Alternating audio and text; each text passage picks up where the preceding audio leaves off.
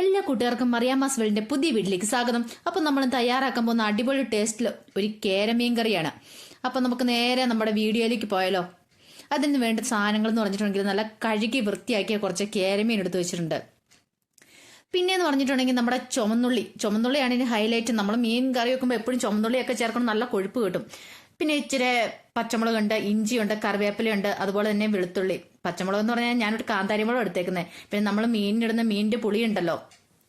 പിന്നെ ഇച്ചിരി മല്ലിപ്പൊടിയും അതുപോലെ മഞ്ഞപ്പൊടി, ഉപ്പ്, പിന്നെ മുളക് പൊടി എന്ന് പറഞ്ഞാൽ കാശ്മീരി ചില്ലി അല്ല, സാധാ മുളക് പൊടി എടുത്തേക്കുന്നത് കേട്ടോ. കാശ്മീരി ചില്ലി ഇടുവാണെങ്കിൽ കുറച്ചുകൂടി ഒരു കളറൊക്കെ കിട്ടും.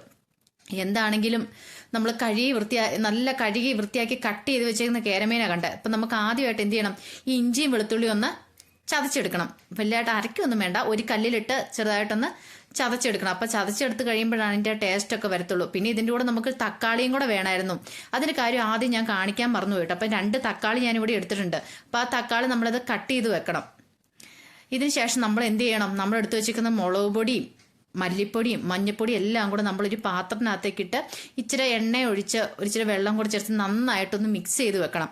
ഇങ്ങനെ ചെയ്യുന്ന എന്താണെന്ന് വെച്ചിട്ടുണ്ടെങ്കിൽ വേറൊന്നും കൊണ്ടല്ല, നമ്മൾ അല്ലെങ്കിൽ ഓൾറെഡി ഇട്ട് ഈ പാനിനകത്തിട്ട് മുളക് പൊടി ഇട്ട് മൂപ്പിക്കുന്ന സമയത്ത് ചിലപ്പോൾ അത് കരിഞ്ഞു പോകാൻ വഴിയുണ്ട്. ചിലപ്പോൾ മൂത്ത് കഴിയുമ്പോൾ എന്തെങ്കിലും ഒരു ടേസ്റ്റ് വ്യത്യാസം വരും.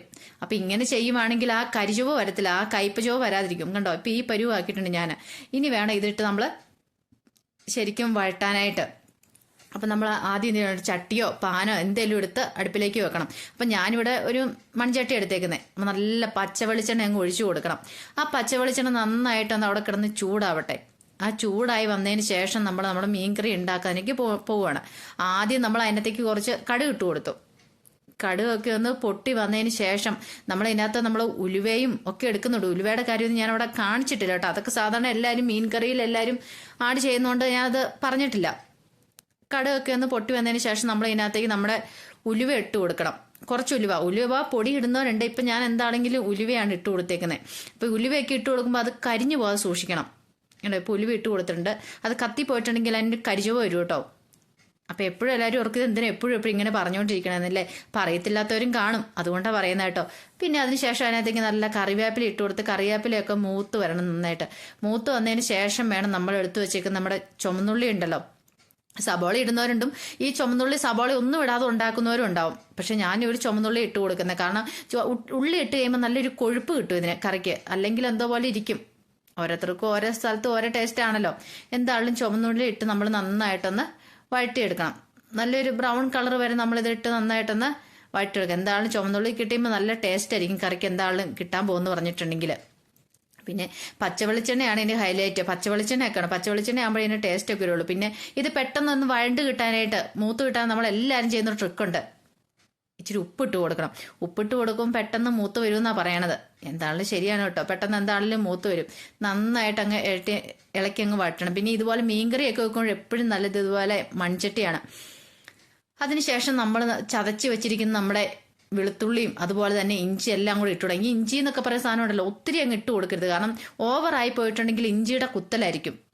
കാരണം വെളുത്തുള്ളി ഇച്ചിരി കൂടുതലാണെങ്കിലും ഇഞ്ചി ഒത്തിരി അങ്ങ് കൂടുതലെടുക്കരുത്. പിന്നെ നമ്മളിവിടെ കാന്താരിയെ കട്ട് ചെയ്ത് വെച്ചാൽ കാന്താരി അപാര ടേസ്റ്റ് കേട്ടോ. കാരണം നമ്മൾ ഈ മീൻകറിയൊക്കെ വെച്ച് കഴിഞ്ഞിട്ടുണ്ടെങ്കിൽ പിറ്റേ ദിവസം കൂട്ടാനായിരിക്കും അതിൻ്റെ ടേസ്റ്റ്. വൈകുന്നേരം ഉണ്ടാക്കി വെച്ചിട്ട് രാവിലെ എടുത്ത് കൂട്ടണം. പിന്നെ നമ്മുടെ തക്കാളി ഇട്ട് കൊടുക്കണം. ചെറുതായിട്ട് കട്ട് ചെയ്ത് വെച്ചേക്കുന്ന തക്കാളി. ഈ തക്കാളി നന്നായിട്ട് ഇതിനകത്ത് കിടന്ന് വഴണ്ട് വരണം. കാരണം അല്ലെങ്കിൽ നമ്മുടെ മീൻകറിക്കകത്ത് കടിച്ച് കിടക്കും. ചിലർക്ക് ഇഷ്ടമായിരിക്കും, പക്ഷെ എനിക്ക് എന്താണെങ്കിലും ഇഷ്ടമില്ല. എന്തായാലും നന്നായിട്ട് ഒന്ന് വഴറ്റിയെടുക്കും. ഇതിനകത്ത് കിടന്ന് നല്ല പരുവത്തി വരട്ടെ. അതിനുശേഷം വേണം നമ്മൾ തയ്യാറാക്കി വെച്ചിരിക്കുന്ന നമ്മുടെ പൊടിയുണ്ടല്ലോ. പൊടി അല്ലാതെ ഇട്ട് ഇതിനകത്ത് ഈ വഴട്ടുന്നതിനകത്ത് ഇട്ട് ചെയ്യുന്നവരുണ്ട്. പക്ഷേ അതിനോട് എനിക്ക് താല്പര്യമില്ല, അല്ലാതെ ചെയ്യുന്നതായിരിക്കും എനിക്കിഷ്ടം. ഇപ്പോൾ ഏകദേശമൊക്കെ ആയി വരുന്നുണ്ട് കേട്ടോ, ഈ പരുവായിട്ടുണ്ട്. ഇനി ഇതിനകത്തേക്ക് നമ്മൾ നേരത്തെ എടുത്ത് വെച്ചിരിക്കുക തയ്യാറാക്കി വെച്ചേക്കുന്ന നമ്മുടെ പൊടി ഐറ്റംസ് എല്ലാം കൂടി ഇട്ട് കൊടുക്കണം. നന്നായിട്ട് എന്നിട്ടിത് ഇളക്കണം. ഇതുമായിട്ട് നന്നായിട്ട് യോജിപ്പിക്കണം. കാരണം ഇപ്പം ഇതിങ്ങനെ കാണിക്കുന്നു പറഞ്ഞിട്ടുണ്ടെങ്കിൽ അടി പിടിക്കാതിരിക്കാനായിട്ടും ഒക്കെയാണ് കേട്ടോ. അല്ലെങ്കിൽ എന്ത് ചെയ്യും, പെട്ടെന്ന് കരിഞ്ഞു പോകും. അത് ഒഴിവാക്കാൻ വേണ്ടി നമ്മളിങ്ങനെ ചെയ്തേക്കുന്നില്ലെങ്കിലും നമുക്കിത് കറി ഉണ്ടാക്കാം. ഇങ്ങനെ തന്നെ പൊടി എടുത്ത് ചെയ്യുന്നവരും ഉണ്ട്. ഇതിനുശേഷം നന്നായിട്ട് അതിനകത്ത് കിടന്ന് ആ തക്കാളിയും നമ്മുടെ പച്ചമുളകും എല്ലായിട്ടും നന്നായിട്ടൊന്ന് യോജിച്ചിടണം. തക്കാളിയൊക്കെ നമ്മുടെ മുളക് പൊടിയിലേക്ക് അങ്ങോട്ട് നന്നായിട്ട് അലിഞ്ഞു ചേരണം. ഒരു കാരണവശാൽ അത് കടിച്ച് കടിച്ച് കിടക്കരുത്. അപ്പം അതിൻ്റെതായ ഒരു ടേസ്റ്റ് വരത്തില്ല. ഇപ്പം നന്നായിട്ട് കുറേ സമയം നമ്മളിങ്ങനെ ഇട്ട് ഇളക്കി കൊടുക്കണം. ഇളക്കി കൊടുത്ത് ഇപ്പോൾ കണ്ടോ അത് നന്നായിട്ട് അത് വഴണ്ട് വന്നിട്ട് ആ കൂടെ നന്നായിട്ട് യോജിച്ച് വരണം. അപ്പോഴേ നമ്മുടെ കറിക്കൊരു നല്ലൊരു ടേസ്റ്റ് ഉണ്ടാവുള്ളൂ. അതിനുശേഷം നമ്മൾ എടുത്തു വെച്ചേക്കുന്ന നമ്മുടെ മെയിൻ താരമായ നമ്മുടെ പുളി ഉണ്ടല്ലോ, പുളീനെ അങ്ങ് ഇട്ട് കൊടുക്കണം. നമ്മൾ നല്ല പുളി വേണം കേട്ടോ. പുളി ഇല്ലെങ്കിൽ കറിക്കൊരു ടേസ്റ്റ് വരത്തില്ല. നല്ല പുളിയൊക്കെ കൂടിയാൽ ആ മീനിൻ്റെ ആ ഉളുമ്പും അതൊക്കെ മാറി കിട്ടത്തുള്ളൂ. ആദ്യം നമ്മൾ എന്നിട്ട് എന്ത് ചെയ്യണം, വഴറ്റി കഴിയുമ്പം കുറച്ച് വെള്ളം, ഇതിപ്പോൾ ചൂടുവെള്ളം ഒഴിച്ചു കൊടുക്കുകയാണെങ്കിൽ അതായിരിക്കും ഏറ്റവും നല്ലത്. തിളപ്പിച്ച് വെച്ച വെള്ളം ഒഴിച്ചു കൊടുക്കുകയാണെങ്കിൽ നല്ലതായിരിക്കും. ആ വെള്ളം ഒഴിച്ചൊന്ന് കൊടുത്തിട്ട് നമ്മൾ കുറേ സമയം ഒന്ന് തിളയ്ക്കാൻ വെക്കണം. ഒത്തിരി വെള്ളം ഓവറാക്കി വെക്കരുത് നമ്മൾ മീൻ കറിക്ക്. കാരണം ഒരു പാകത്തിനുള്ള വെള്ളം ആവരും, മീഡിയം വെള്ളം ആകുള്ളൂ. ഒത്തിരി ഓവർ വെള്ളമായിട്ടുണ്ടെങ്കിൽ ആ ചാറിന് ആ കൊഴുപ്പൊന്നും കിട്ടത്തില്ല. അപ്പോൾ നമ്മൾ എന്തോരം മീൻ എടുത്തിട്ടുണ്ടോ അതിന് ആവശ്യമായിട്ടുള്ള വെള്ളം വേണം നമ്മൾ ഇതിനകത്തേക്ക് ഒഴിച്ചു കൊടുക്കാനായിട്ട്. എന്നിട്ട് നന്നായിട്ടൊന്ന് തിളപ്പിക്കണം. നന്നായിട്ട് തിളപ്പിച്ച് കഴിഞ്ഞിട്ട് നമ്മൾ നോക്കണം ഇതിനകത്ത് ഉപ്പൊക്കെ കൂടിയിട്ടുണ്ടോ. നമ്മൾ നേരത്തെ ഒന്ന് ഉപ്പിട്ട് കൊടുത്തായിരുന്നല്ലോ വഴട്ടാൻ നേരത്ത്. അപ്പോൾ ആ ഉപ്പൊക്കെ കൂടിയിട്ടുണ്ടോ എന്നൊന്ന് നോക്കണം. എന്നിട്ട് ഉപ്പ് കുറവാണെങ്കിൽ വീണ്ടും നമ്മൾ ഇട്ട് കൊടുക്കണം. മീനൊക്കെ ഇച്ചിരി ഉപ്പ് വേണമല്ലോ.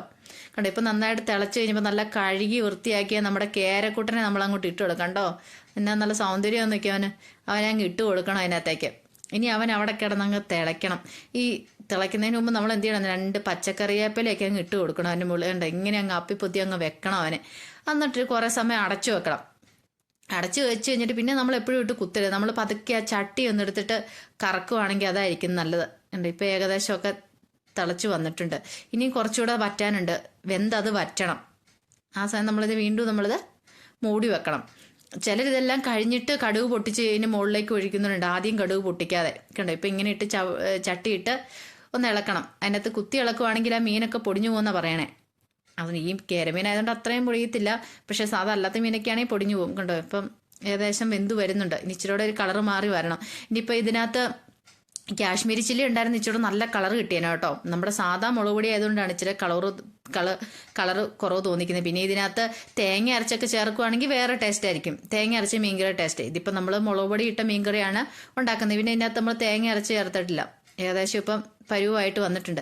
അങ്ങനെ നമ്മുടെ തീയെല്ലാം ഓഫ് ചെയ്തിട്ട് വേണം നമ്മൾ ഇതിനകത്തേക്ക് അവസാന ഘട്ടത്തിലേക്ക് കടക്കുമ്പോൾ പച്ച വെളിച്ചെണ്ണ, നമ്മൾ ഏത് മീൻകറിയൊക്കെ ഒഴിച്ച് വയ്ക്കുക, അവസാനം ഒഴിച്ച് പച്ച വെളിച്ചെണ്ണ അത് ഒഴിച്ച് വേണം നമ്മളതൊന്ന് വാങ്ങി വെക്കാനായിട്ട്. അങ്ങനെ ഒഴിക്കുമ്പോൾ നല്ല അപാര ടേസ്റ്റ് ആയിരിക്കും ഈ മീൻകറിക്ക് എന്ന് പറഞ്ഞിട്ടുണ്ടെങ്കിൽ. ഇനി ഇത് ഇച്ചിരി സമയം അടച്ചു വെക്കണം. അങ്ങനെ നമ്മുടെ മീൻകറി റെഡി ആയിട്ടുണ്ട്. അപ്പോൾ എല്ലാവർക്കും വീഡിയോ ഇഷ്ടപ്പെടുവാണെങ്കിൽ ലൈക്ക് ചെയ്യുക, ഷെയർ ചെയ്യുക, സബ്സ്ക്രൈബ് ചെയ്യുക കേട്ടോ. അപ്പം നമുക്ക് നല്ലൊരു അടുത്ത വീഡിയോ ആയിട്ട് വീണ്ടും കാണാം. അപ്പോൾ എല്ലാവർക്കും tata, bye bye, okay, see U.